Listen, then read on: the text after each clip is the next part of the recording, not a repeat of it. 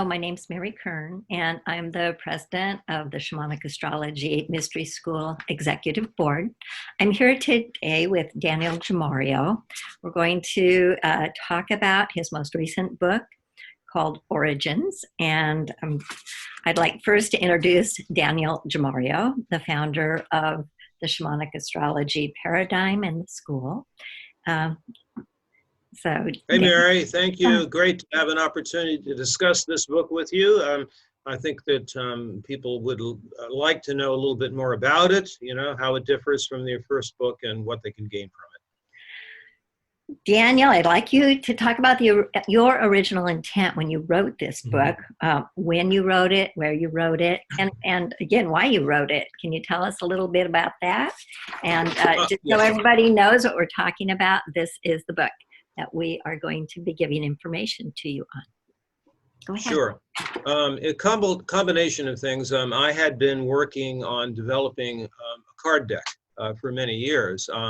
And I met finally this man named Roy Purcell, who lives in Tubac, Arizona.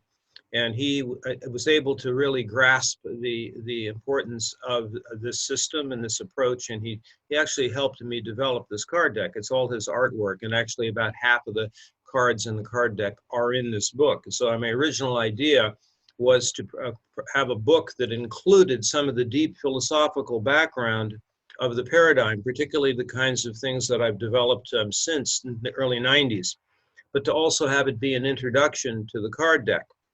And it does still serve that purpose so that it can be used in combination with the card deck.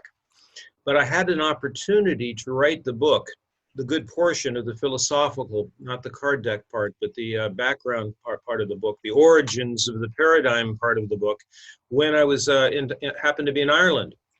And I was living for 3 months on the Dingle Peninsula, County Kerry in Ireland for 3 months. I had a little house there for a while. It was there that I actually wrote the majority of the book. That was actually back in 2014. The book did not come out until 2017. But here we have it at this point, and you may wonder, well, how does it differ from the original book, and what is the purpose of the use of it, which is why we're talking about it here today. Yes, I'd like to, again, share with people the card deck that you're talking about, the illustrations that are used with the card deck. It comes with a beautiful little booklet explaining, and even an extra little color matching band to hold the cards together when you remove them from this lovely bag. So you can see. And then the book has about half of the cards, and particularly the cards that are illustrated by some of the content of the book, which we'll get to here shortly. Thanks for that. Yeah, and the original, the Shamanic Astrology Handbook, is the same size as the new book. They work together beautifully as a package.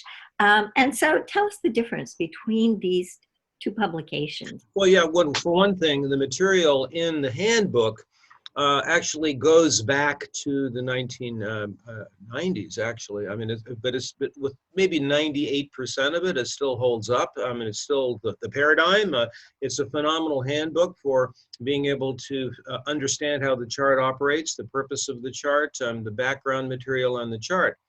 But there's not a great deal in it that either is about the background philosophy, and there's also there's been some new advances. I mean, it's an organic paradigm, so I wanted to be able to write a book that is both philosophical, but also some of the updated information regarding the inner sacred marriage process and about the feminine background to our paradigm.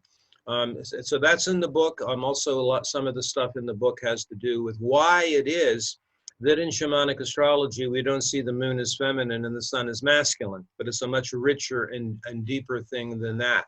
So it's really an expansion of the paradigm, but also is for the card deck. And it's not so much about chart interpretation, although there's a fair amount about chart interpretation when it comes to the inner sacred marriage material. So I would love to unpack a little bit more about these areas that you've just spoken about. So you go deeper into the sacred marriage process in the Origins book. And I'd love it if you could tell me more about this expanded content that's in the new book. Well, one thing I want to do, maybe I can just read the very, very first paragraph of the book, which I believe summarizes the whole point behind shamanic astrology in the first place. It comes actually from the Bhagavad Gita, and this is on page 1 of the book. It is better to do one's dharma, or their duty, or their way of life, however defective it may be, than to follow the dharma of another, however well one may perform it. It is better to die doing one's own dharma, for to do the dharma of another is fraught with danger. Those who do their own dharma, as their nature reveals it, never sin. Now, so that's completely in harmony with our approach in the paradigm, that it's to know thyself and to know what your place on the wheel is. So there's that philosophical background in the book, also the journey, my journey about how I came up with all of this in the first place, going back to the late 60s, early 70s. And then I'll show, basically explaining, why it's shamanic and what the overall purpose of the paradigm is. But then we get to the part of it that has to do with the feminine. While in this paradigm, and it's actually, as you know, Mary, in principles 7 and 8 of the paradigm, and what is shamanic astrology, it sees the feminine as first principle. So I have a section of the book that goes through how, if you go back before patriarchy, first principle is always the expanded great womb of the one reality, which is a feminine principle. So we talk about that a lot. And then also the way in which we unpack the confusion that's happened in the last 2,000 years about sexuality and gender. So it was in 2014 to 2017, I went through a big expansion of my understanding about sex and gender, and this book shows how the card deck can be used to see 24 genders. That the starting point of who we are, starts with whether we're biologically men or women, and then there's many choices we can take in our lives that are our gender choices, and the book goes into the foundation of that, and it goes way beyond the fact that the moon is feminine and the sun is masculine, and it goes back to the roots of shamanic astrology, which is where we see that the masculine and the feminine can be found in every sign and every planet, moving beyond patriarchy. Yeah. That is fascinating. And I have to say, I haven't seen information like this anywhere else with the 24 genders and how that manifests through the archetypes. So you also focus on the journey of the soul, both individual and collective soul. This was one takeaway that I absolutely love about shamanic astrology. Can you explain more about how this works and what is the advantage that it gives to someone to know about their own soul and their own soul's journey? How does that work? Well, I mean, shamanic astrology is really not about some kind of secular, only middle world approach. Like when are you going to get married? How much money are you going to make? Rather, I go back to the original. There's some of this in the handbook, but also in this book about how I was influenced by Rujar and the humanistic and the transpersonal astrological movement, which was not predictive, and it was so that astrology was designed in our time to assist a person in knowing themselves, to know what place on the wheel of life they're on. And the shamanic astrology paradigm, and there's a whole section of the book that goes into this about how we have a lineage, we've come from somewhere, we come into the life, and there's a set of instructions, and those set of instructions, then we become informed about it, and we're going beyond consensus reality to see what those archetypes are. And it also gives us clues as to what the journey destination point is, what our life purpose themes are. So to know our life purpose, I mean, this is fundamental to this work, and I explained it a lot in this book, that the purpose of life is not survival, it's not sex, it's not not will, it's not power. It's very Jungian in a sense. The purpose of life is to know our purpose, the quest for meaning and purpose, and to have our love of truth. And so that, I mean, that, so if we see the journey of the soul that way, then we're able to apprehend what our actual purpose in life is. Now, the original book, the handbook, has a huge section on cycles, the time frames in our life, but this is not so much about that. This is the revelation on a deeper level of the archetypes themselves, the inner sacred marriage process, and more than that, an understanding of why astrology is the ultimate divination system in the first place. So we have that as a foundational element in this Origins book also. So the reason why I even developed this system is in this book.